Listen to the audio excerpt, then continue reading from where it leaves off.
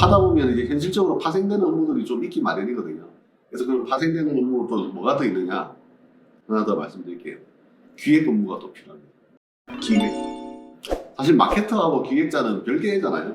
마케터는 뭐 그냥 어쨌든 고객 잘 파악하고 경쟁사 시장 잘 파악해서 이렇게 어떻게 되면 잘 팔릴 수 있도록 하는 거를 고민하는 게 이제 마케팅이고, 기획자는 뭐 플래닝을 하는 사람이니까 그렇게 좀 다르다라고 볼 수가 있는데, 디지털 마케팅 이쪽은 또 여기에 맞는 기획이 또 필요하다 보니까 종종 마케터들이 이제 기획 업무까지 맡아서 하는 경우들이 또 많아요. 그래서 뭐 옛날보다는 많이 좋아진 게, 옛날에는 이제 웹 디자인 하시는 분에게 너 웹 잘 알잖아. 프로그램도 해 하면서 프로그램도 시키고, 너 웹 잘 아니까 웹 마케팅도 잘 알겠네. 마케팅도 시키고, 뭐 지금으로 생각하면 말도 안 되는 일이지만 실제로 초창기에는 뭐 그런 식으로 일들을 많이 진행했었으니까, 그렇게 이제 웹 쪽에 이제 일을 하게 되면 약간 병행된 업무들이 혹은 파생된 업무들이 조금씩 더 있습니다. 기획 업무도 그런 업무 중에 하나인 거죠. 이제 기획에 이제 어떤 기획들이 있느냐, 가장 기본적으로 이제 광고 소재 기획하는 거. 이거는 사실 마케터들이 해야 되는 업무라고 봐도 될 정도예요. 광고 소재라는 게 뭐냐면 광고 문구, 광고 이미지, 광고 영상 등등 이런 것들을 다 광고 소재라고 부르죠. 그럼 이 광고 소재를 어떤 식으로 기획을 할 거냐. 본인이 기획을 해서 디자이너한테 넘기면 이제 디자이너가 이제 배너를 이제 그려주는 거죠. 디자이너한테 알아서 배너 만들어라 라고 이야기하는 게 아니라, 마케터가 이런 문구를 쓰자, 이런 이미지를 쓰자, 뭐 색상은 뭐 이런 걸로 하자라는 이야기를 해서 제작이 들어가게 되는 겁니다. 이거는 마케터하고 완전 직접된 업무라고 볼 수가 있는 거고요. 이쪽 일을 또 굉장히 많이 해야 됩니다. 어떤 업무냐면 랜딩 페이지를 기획하는 거.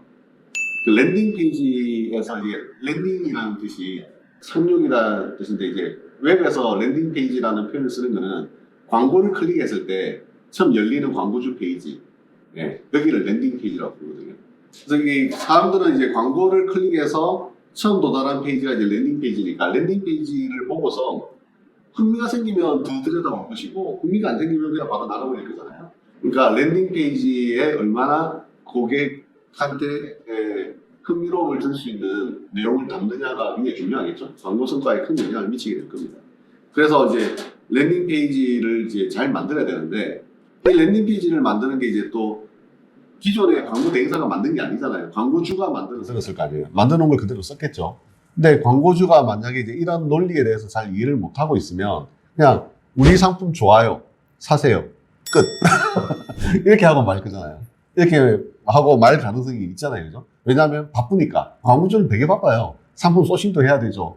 사진 찍어서 뭐 올리고, 또 뭐 결제도 해야 되고, 배송도 해야 되고, 뭐 컴플레인에 대해서 뭐 CS도 해야 되고, 할 게 너무 많잖아요. 몰라서도 못하는 경우가 있지만, 이렇게 자세하게 쓰고 뭐 영상도 올리고 뭐도 하면 좋다는 걸 알지만서도 못하는 경우가 또 채반인 거죠. 네, 그러니까 이제 이런 부분을 마케팅 담당자가 어느 정도 좀 케어를 해줘야 되는 게 조금 더 현실적인 내용이긴 합니다. 어쨌든 마케터 입장에서 제일 중요한 거는 광고를 진행을 해서 광고 성과가 잘 나와야 되잖아요. 광고 성과가 잘 나와야 되는데, 광고 성과가 잘 나온다는 거는 내가 아무리 광고 문구를 잘 쓰고 광고 노출에 대한 환경을 잘 최적화시키고 해서 광고를 잘 했다 하더라도, 그렇게 해서 적절한 비용으로 고객을 유입했다 하더라도, 랜딩 페이지에 대해서 이게 설명이 너무 제대로 안 되어 있거나 불성실하게 되어 있으면 그럼 결국 고객들이 가버리게 될 것이고, 그러면 광고 성과가 나오지 않게 될 거 아니에요. 그러면 그 평가가 그럼 누구한테로 돌아오겠어요? 결국 마케터한테 돌아오게 되잖아요. 이쪽 파트는 사실 마케터의 영역이 아니라 광고주가 해야 될 영역인데, 근데도 자기가 못하니까 결국 그 광고 성과가 잘 안 나오고, 잘 안 나온 것에 대한 어떤 책임은 결국 본인에게 기속이 될 수 있으니까 어쩔 수 없이 이런 걸 제한하게 되는 거죠. 네. 광고주님, 이러해서 지금 광고 효과가 나오지 않고 있으니 여기에 대해서 좀 더 자세한 내용이 좀 더 들어가야 될 것 같습니다. 그래서 이러이러한 이미지도 필요하고, 심지어는 영상도 좀 필요하고, 뭐 이벤트 같은 것도 좀 필요하고, 뭐 이렇게 필요합니다라고 막 이제 이야기를 이제 해주는 거죠. 좋은 말이죠. 되게 고마워하죠. 그런 걸 다 이야기해주면 되게 고마워해서 이제 잘 하려고 하는데, 또 뜻하지 않게 또 뭐 그런 자원이 없는 경우, 뭐 그런 경우, 그러면 이제 어떤 광고주는 이제 뭐 미안하다, 뭐 좀 그냥 기다려달라, 뭐 이렇게 이야기하기도 하고, 어떤 광고주는 그냥 알았다 하면서 그냥 계속 유야무야 끝나가고, 그러면 이제 광고 대행사 입장에서도, 이제 마케터 입장에서도 뭐 제안을 했는데 별로 이루어진 건 없고, 그러니까 이제 여기는 이제 더 이상 해봐야 별로 나아지는 게 없고 관심이 이제 슬슬 떨어지게 되는 거죠. 그러면서 이제 거리가 살살 멀어지게 되고 그러면 이제 광고주는 바빠가지고 이제 막 이렇게 있다가 어느 날 보니까 얘가 나 신경 하나도 안 써주고 있네? 그게 되는 거고 그러면 이제 또 딴 데 가봐야 되겠다. 딴 데 가보고 그럼 초반에 좀 잘 해주겠죠. 근데 또 광고주가 여전히 그 마케터가 시키는 거 좀 말 안 듣고 뭐 그렇게 되다 보면 또 그렇게 되겠죠. 사실 쳇바퀴 돌게 되는 건데 그렇게 돼서는 이제 별로 발전이 없다. 자, 그리고 여기 화면에 보면 랜딩 페이지 혹은 상세 페이지라고 제가 적어놨는데요.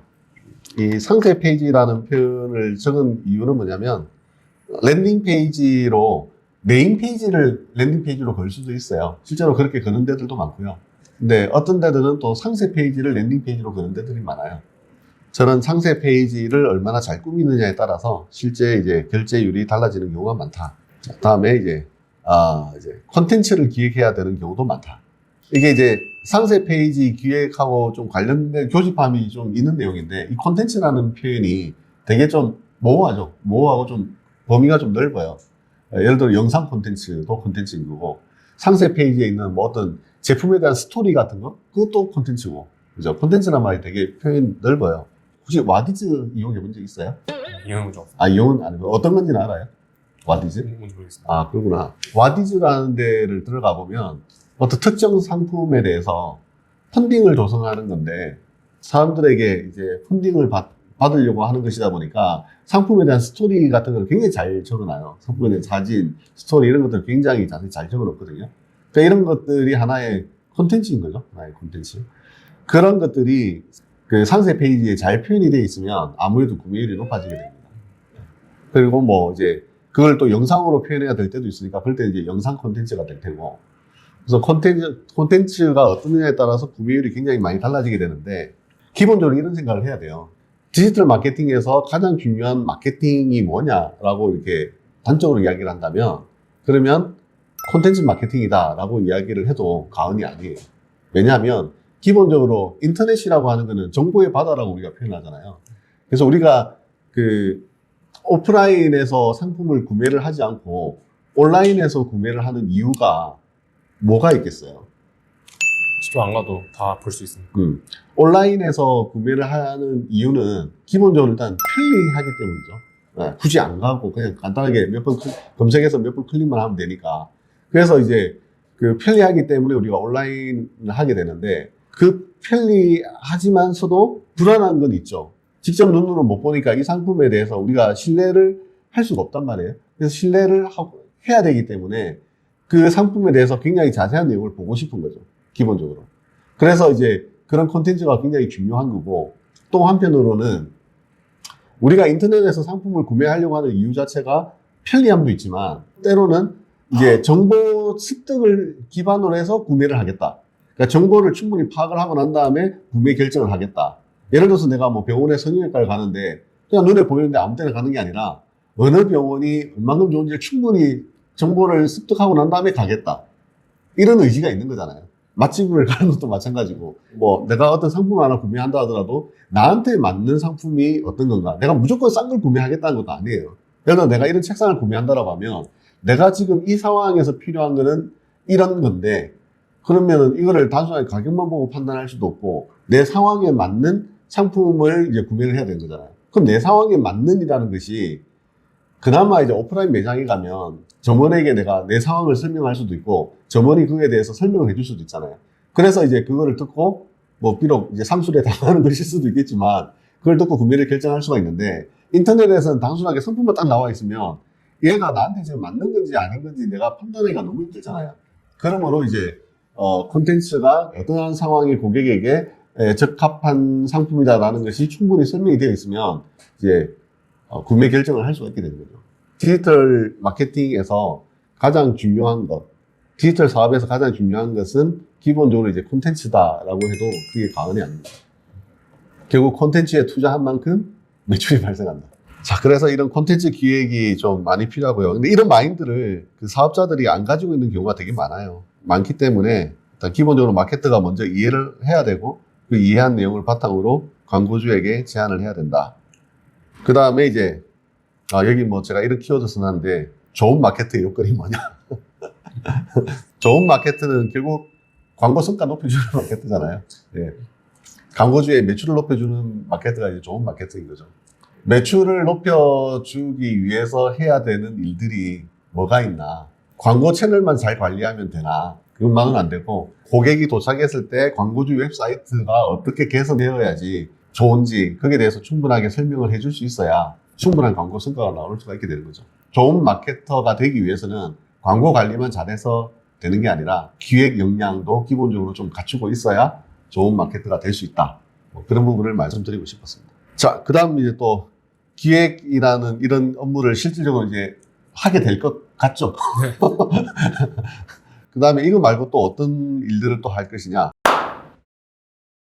여기서 끝이 아닙니다. 광고를 진행하다 보면 또 예기치 못했던 다양한 문제들이 발생해요.